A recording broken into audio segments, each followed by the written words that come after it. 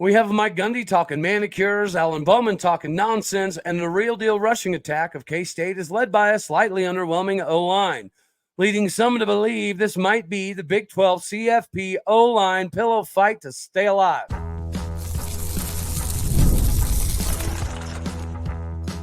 You are Locked On Oklahoma State, your daily podcast on the Oklahoma State Cowboys, part of the Locked On Podcast Network, your team every day. Howdy, y'all, and hello, all. Welcome back to Locked On Oklahoma State, your daily stop for all things cowboy and cowgirl related. My name is Cody Stovall. I want to thank you kindly for stopping by to make this your first listen. We're available on all of your podcasting platforms, visually as well on YouTube. Find me personally on X at AllDayOState. Today, we're partially brought to you by FanDuel. Place your first $5 bet and you'll get started with a $200 back bonus bet guaranteed when you visit FanDuel.com today to get started.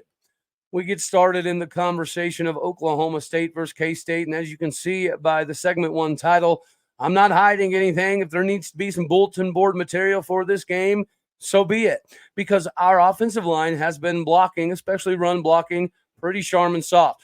What was supposed to be the most veteran O-line group in America has ended up being something other than that. They do not bring sledgehammers to the game. They instead bring pillows packed with feathers, evidently, because we don't have a nasty streak in our starting offensive linemen. Now, when you look at K-State from a filming perspective, their O-linemen are nasty, but they're not as fundamentally sound. So we might have the technique and the fundamentals behind us, but we don't have the nasty streak necessary to drive people 3 yards off the ball, get to the second and third levels to open holes for our running back. On the other hand, K-State has three running backs essentially that are able to kind of create to some degree for themselves. Now, when I say that K-State is significantly more nasty, when you do look at some of the film, they might have 3 O-linemen, 4 O-linemen that are getting blown back, but typically they have 1 O-lineman at least that is absolutely dominating somebody. When you look at Oklahoma State's O-line, traditionally this season, you're not seeing a lot of us blow people off the line of scrimmage, regardless of who the opponent is. Kansas State and Oklahoma State are by and large typically very evenly matched, which is why over the last 20 years, something like 85% of these games typically come down to 7 to 10 points, meaning that this is always going to be a difficult proposition to win this ball game, which is why before the season started, I did pick this to be a win because there is a verified 4.3 840 out there for Avery Johnson. That was before him putting on some weight. So let's still call it a 4.440. We traditionally have been really bad against mobile quarterbacks. I mean, most teams in the country defensively are obviously going to have some difficulty with their mobile quarterback because it does add an extra layer, an extra dimension, because it adds an extra dude that you have to account for defensively. So essentially, when you have that many running backs at your disposal, that's really hard to shut down as a defense. It's another reason why I think this could be a difficult task for us. Another one of those difficult tasks seemingly has been contained. Whether it be somebody like a Colin Oliver or even a Kendall Daniels, we have not necessarily been the best at contain outside of 2 names, and Nick Martin and Trey Rucker. Those 2 dudes, they're great at contain. The defensive ends have not been great at it, and the other linebackers have kind of been somewhat hit and miss.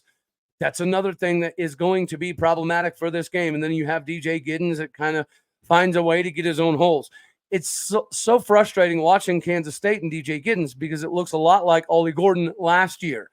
He may not have a solid O-line every time, but he typically has at least 1 or 2 O-linemen that is doing enough for him to get just enough of a sliver of a crease to do something with it, which is precisely why he is having a pretty good season. But all in all, to me, this kind of comes down to the O-linemen, both for Kansas State and Oklahoma State.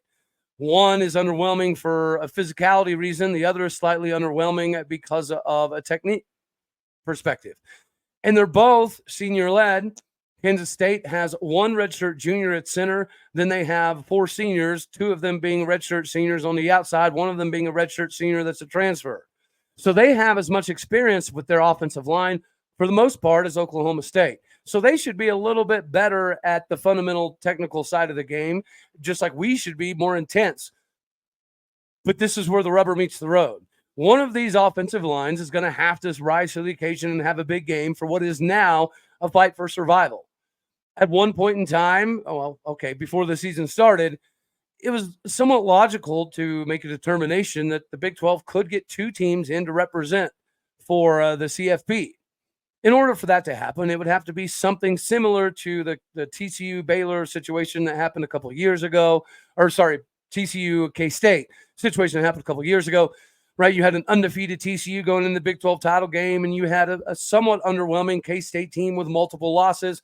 They ended up winning the Big 12 title, which would have allowed two teams in the CFP to some degree get in a 12-team format. But the more losses that you have, the more difficult that becomes. And there are going to be a large percentage of people out there that are going to be clamoring for 3-4 SEC teams and 3-4 Big Ten style teams. So the Big 12 has something to prove. Now we kind of need Utah to win to set up that exact scenario.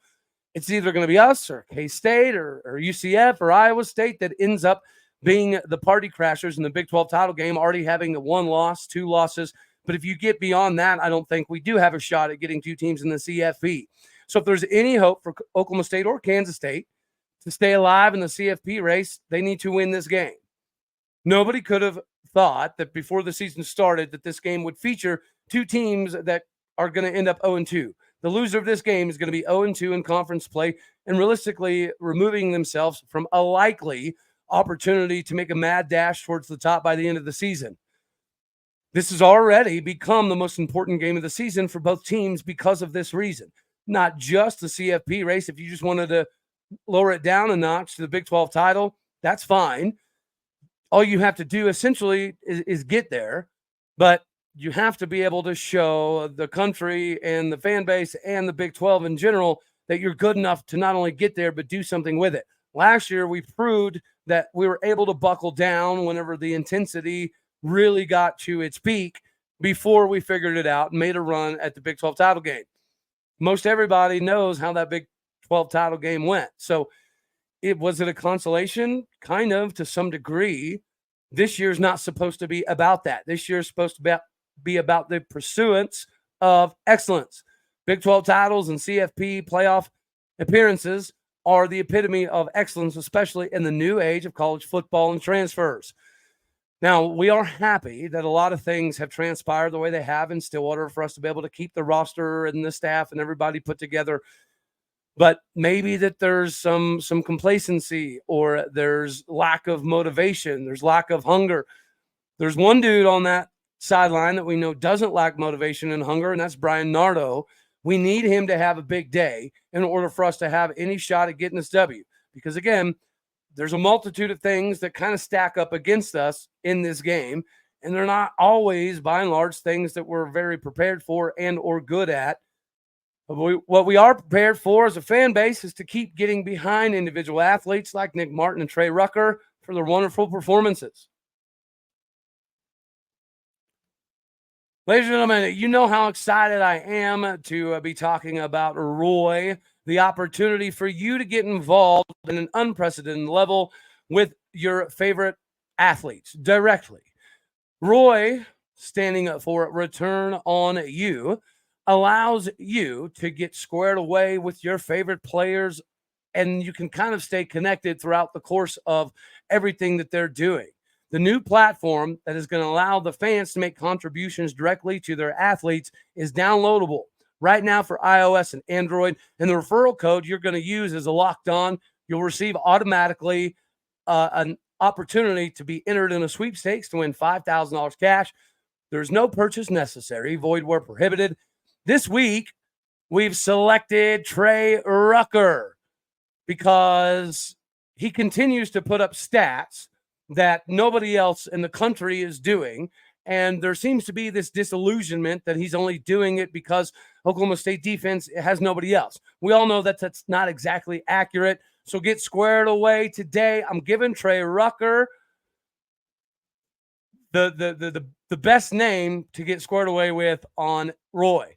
If you are impressed, as I was with his performance Saturday, you can show him some love right now. Hop on Roy and throw in a few bucks to Trey Rucker. If everyone just pitches in $10, it adds up very, very fast for Trey. Now you have the chance to show your appreciation for Trey Rucker and his standout performances every single week, as well as the more the season goes on. He's going to continue to bring something to the program. He's earned every penny, unlike some of the players on every roster. This is your opportunity to get off of the sidelines and into the NIL game with Roy, ROY. Support the players and change the game with yourself involved with Roy today.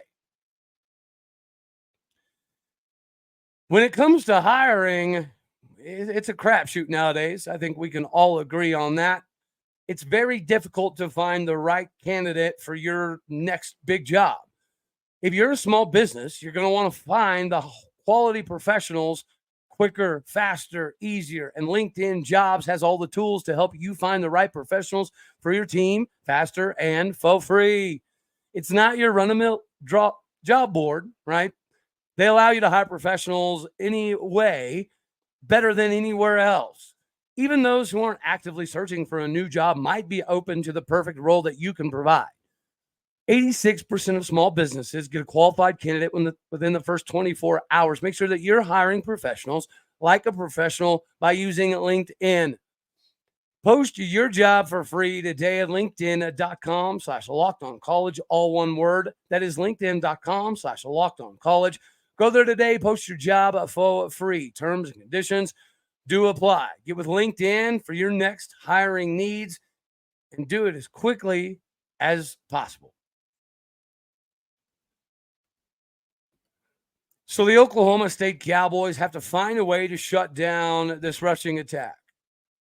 And for whatever the limitations that they have in the passing game, which it appears as though that they do have some, but whenever you look at that three-headed monster in the backfield, that is problematic. If you completely remove the fact that we particularly have difficulties with contain and a running quarterback, it still doesn't change the fact that Avery Johnson is essentially a 4-4 running back that is currently at this moment averaging 7.1 yards per carry. And then their running back, DJ Giddens, that looks a lot like Ollie Gordon did last year. A lot like Ollie Gordon last year, is averaging over 6.1 yards per carry at the very moment, 311 yards, 248 yards for Avery Johnson. And then you also have to factor in the speedster from Colorado transfer, Dylan Edwards, who's averaging 7.4 yards per carry. Those three dudes alone create this massive problematic area when it comes to the rushing attack. But on the flip side of that, if you can force Avery Johnson to throw the ball, he is only completing 59% of his passes. He has 4 TDs, but he also has multiple interceptions. So it seems fairly simplistic that if you can force Kansas State to throw the ball, you're going to likely force the freshman, Avery Johnson, or the sophomore, into some problematic areas, which we should be able to exploit. For the deficiencies that we do have in the passing game, we are leading the league in interceptions. We're leading the league in tackles for loss. We're not leading the league in sacks because our defensive line isn't necessarily giving us the capability to get there, but the tackles for loss and everything do accentuate the fact that our linebackers and safeties are worth their weight in gold. But am I crazy for being concerned? This is the loss that I picked initially. I mean, originally I went 10-2 with losses to Utah and K-State because they were early on in the season, so on and so forth. Well, then Utah fans got under my skin, and I egotistically changed it to 11-1 with the loss being to Kansas State. That's the same reason that I was worried about Isaac Wilson playing instead of Cam Rising, because a banged up Cam Rising is not going to be more athletic than a fresh, healthy 18-year-old Isaac Wilson. And unfortunately, we were able to see that in Stillwater, Oklahoma. That was my biggest concern coming into the game. I wanted Cam Rising, not only because I do think it's suited better for Oklahoma State, but you are seeing it to some degree. Oklahoma State lost to a true freshman quarterback, backup, which is accurate. That did happen. But the defense was not the issue. Isaac Wilson had problems with the defense, hence the multiple turnovers. But he was enough to get the game scored away for them because of the running game and the tight ends. When it comes to their rushing attack, that might be one of the biggest limiting factors for us, for all the struggles that we do have against mobile quarterbacks and at times with contain. We do have a little bit of a difficulty with matching with tight ends, not necessarily from a defensive perspective, but offensively. So just like offensively, Oklahoma State's O-line and Kansas State's O-line are going to be the most important things to watch more often than not, in my opinion. Secondarily, it's going to be, can our tight ends do something similar to K-State? Because K-State always has not only serviceable tight ends in the receiving department, they're always really good in the run game. So if we're trying to get this looked at from a positive perspective, we're much better when it comes to coming up in run support than we are in dropping back in pass pro. And we do know that when Brian Nardo picks times to send blitzes, typically he actually gets there. Some of the issue is maybe him not being aggressive enough. This is a game where I would assume that a little bit of aggression is going to be a good thing. If you know that Avery Johnson typically has some issues whenever he's put under so much duress that he has to make quick decisions in the passing game, and sometimes that could lead to some turnovers. Being opportunistic is not always ideal because that kind of insinuates you're a bend but don't break ball club, which is kind of what we are. So turnovers are part of the gig. You have to create pressure on this young kid, and you also have to find a way to keep some semblance of contain while getting that pressure. Much easier said than done. So much easier said than done, in fact, that we haven't necessarily done it for quite some time. If you go back historically, shutting down a running attack at Oklahoma State, sometimes it's slightly difficult. But I will say we're kind of built for this defensively. If we can force them to be one-dimensional by taking away the run like everybody's been doing to us, then that should be the recipe for success, because Avery Johnson has proved whenever he has to throw the team on his back and throw his way back into the game, it's not always going to be easy, as is Alan Bowman. And to me, that's got to be the biggest key to this game. Force them to throw the ball. Now, I do know they have a very capable wide receiver, Jace Brown or something to that effect, who's got like 182 yards and 15-point-something yards per catch. So I'm not saying they're devoid of talent on the outside, but I am saying between their running backs and that three-headed monster they have to rotate in the backfield, if you can shut down this rushing attack, if you're the Oklahoma State Cowboys, I do feel pretty good about our chances. Force Avery Johnson into a throwing situation, but again, easier said than done. If we have to dedicate the entirety of the game to stopping the run, loading the box repeatedly, like, again, a lot of teams do against us, maybe that might be the recipe for success here. We do have the ability to come down and run support. We're significantly better there than we are in the passing department. So if they had phenomenal running back, phenomenal fullback, phenomenal tight end, and they didn't have a rushing quarterback, then I would say this is likely a W. But it's hard for me to change my position whenever the reason I picked K-State to beat us before the season started was because of the speed of Avery Johnson and our inability to get contained and get a mobile quarterback on the ground. Plus, the passes that he is able to complete is oftentimes because of his versatility in the running department. He's allowing himself time to extend plays and eventually find guys. And that's the biggest part of a mobile quarterback, other than the running aspect, is the DBs are at a disadvantage the longer the play takes. Because eventually, whenever the wide receiver is having to break on a scramble drill to kind of break back towards the quarterback, in that scenario, the DB is always going to be at a disadvantage because you're always going to be chasing and trying to close on an area that is not part of a route. It's not part of an offense. It's kind of random, and it is. Whenever your quarterback takes off as wide receiver, you plant your foot in the ground, and you get downhill to run back to your quarterback, show him your numbers, and that allows you to break away from the defender because you're no longer running a route, right? So defenders typically know what route concepts are coming, predicated upon what the lineup is, where the slot receiver is. If the outside receiver is inside more, is he giving himself some room for outside leverage? If he is, then probably it's going to be a flag route, or it might be a post flag route, depending on what the underneath is, yada, yada, yada, yada. So you can look at all of the keys and understand that if there's an ability to shut this down, we're going to have to show something that we haven't showed before. And that is a capability to not only keep contained, but also slow down a mobile quarterback.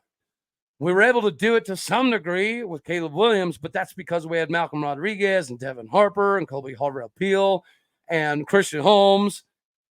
So the defense was a little bit different. I anticipated this being a 2021 level defense. I was wrong. Athletically, I do think that we're more gifted, but something is not allowing us to perform precisely like that. And I know that was Jim Knowles after a few years. I think that Brian Nardo is going to have the ability to look somewhat reminiscent to Jim Knowles whenever he's here a few years down the line as well. But here we are, pretty fresh into year 2 under Brian Nardo.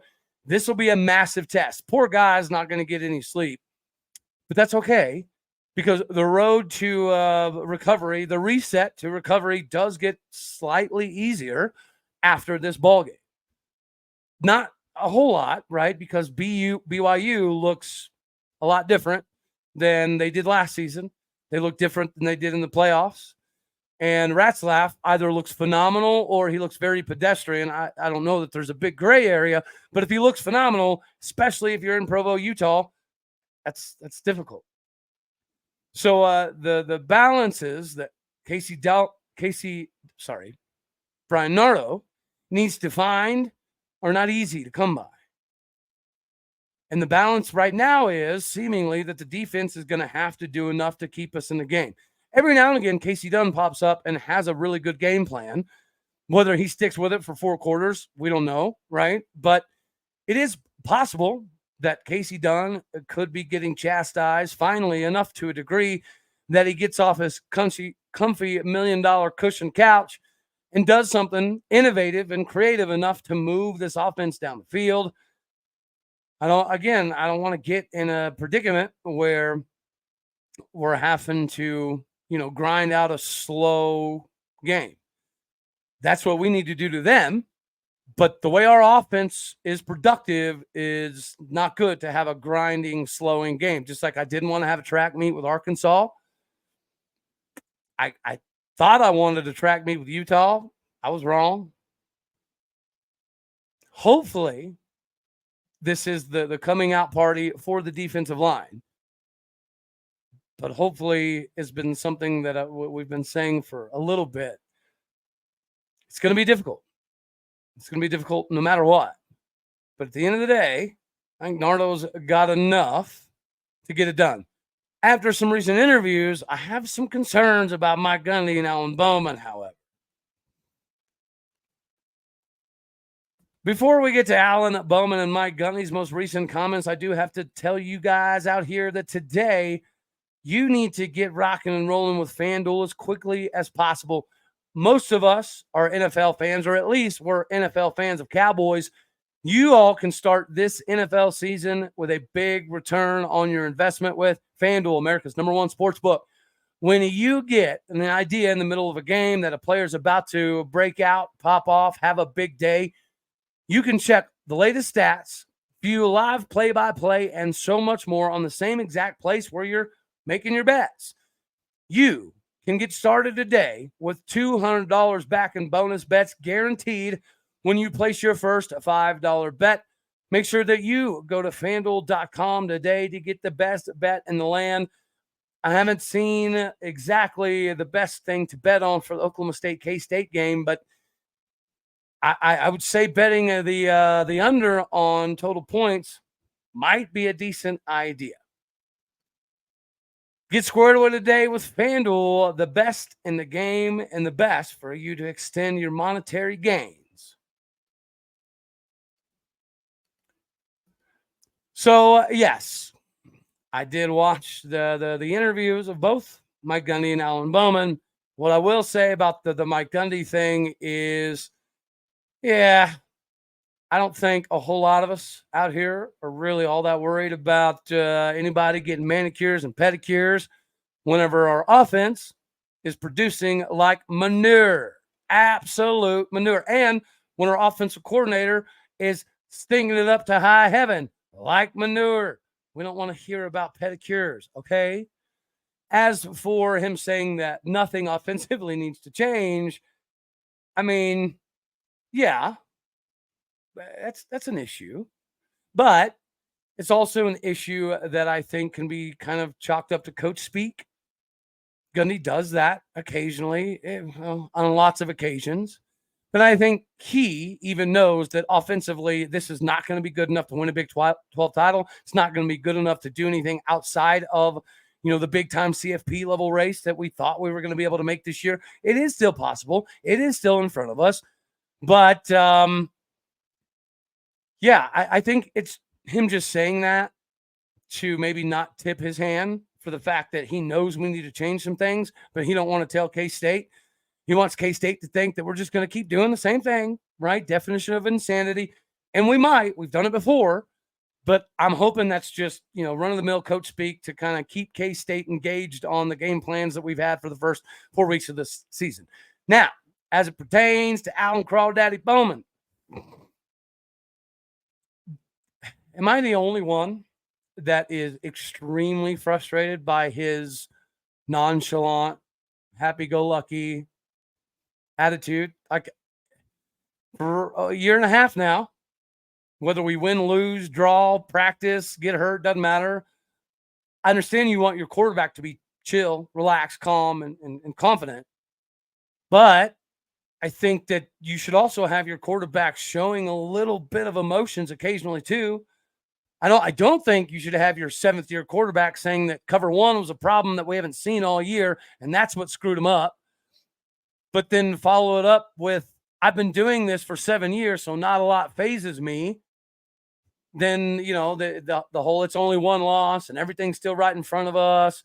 Utah lit a fire under all of us to be better throughout the course of the season now, followed by him saying that Ollie Gordon ran the ball great and the O-line did great blocking. Those are lies, man. And then him saying that we just simply ran out of time. No, I don't think that that's entirely accurate.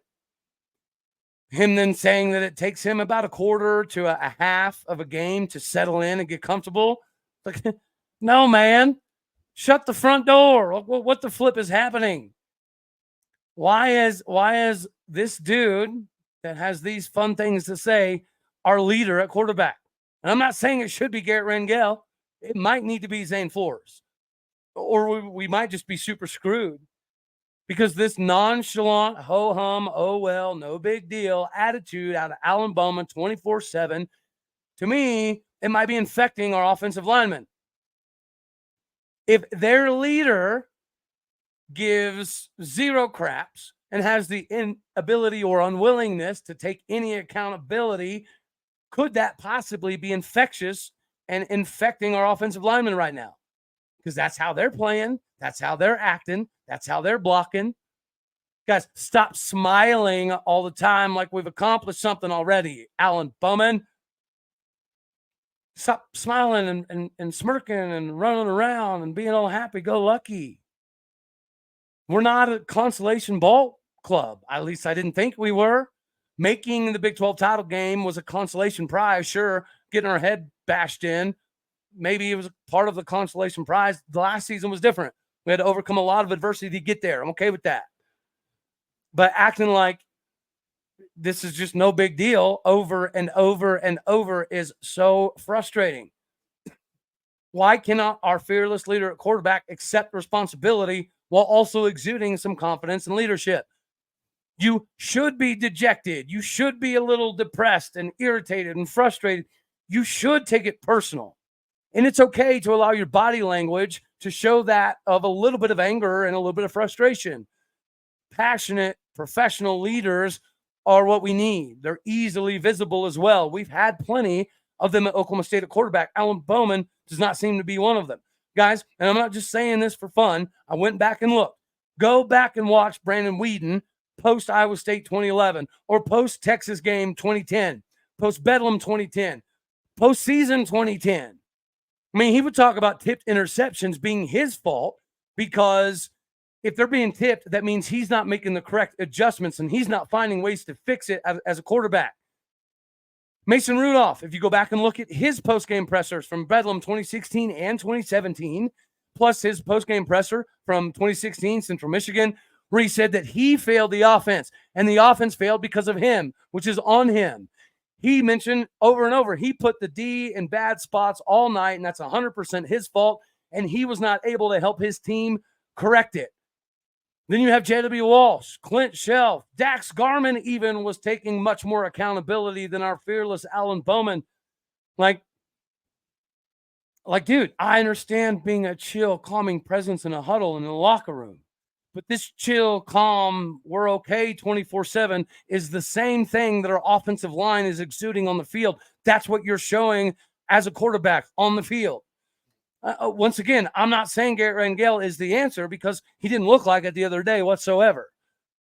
But just like I would rather have a backup offensive lineman playing like Jason Queso Brooks that is willing to have some violent tendencies and may accidentally get a flag here and there because he's so emotional and passionate and loves his quarterback so daggone much, I'd rather have that dude. Maybe he doesn't create out as high. Maybe he has some mistakes in the game, but it shows that he wants to be there and he wants to be productive for the dudes behind him, next to him, in front of him, all of it. So if this is how our quarterback is acting, and he has for a long time, this isn't new. Am I the only one? I can't be the only one that is beyond frustrated, getting to the point of irate. Like, stop putting him in front of a camera so he can talk to us about how he doesn't understand cover one after he's been playing college football for 7 years. Don't let him sit here and tell us that he's not comfortable for the first quarter and first halves of the last 7 years of him playing collegiate football. If that's the stuff that he's going to say, maybe don't put him in front of a camera. The Charmin soft mentality we have up front is partially responsible because of our quarterback. I don't know if it's arrogance. I don't know if it's narcissism. I don't know if the dude is just clueless or if he actually doesn't give 13 flying flips about how he performs and how the team does. I wanted to make sure that I wasn't just saying this out of emotion. So again, I went back and watched Brandon Weeden's postgame after losses and Mason Rudolph's and J.W. Walsh and Clint Shelf. And they are visibly irritated and frustrated and mad at themselves. And they blame themselves. And they talk about how they screwed everything up. And at the end of the day, whether it's tip passes or bad production or interceptions, that they hold themselves responsible. I've never heard Alan Bowman just flat out, honestly, passionately say that he's the culprit and he's the problem and he needs to fix it and he's going to do it. It's always, oh yeah, we could have done better and we just ran out of time, and cover one's crazy. I've never seen it before, even though I've been doing it for 7 years. Like, stop, man.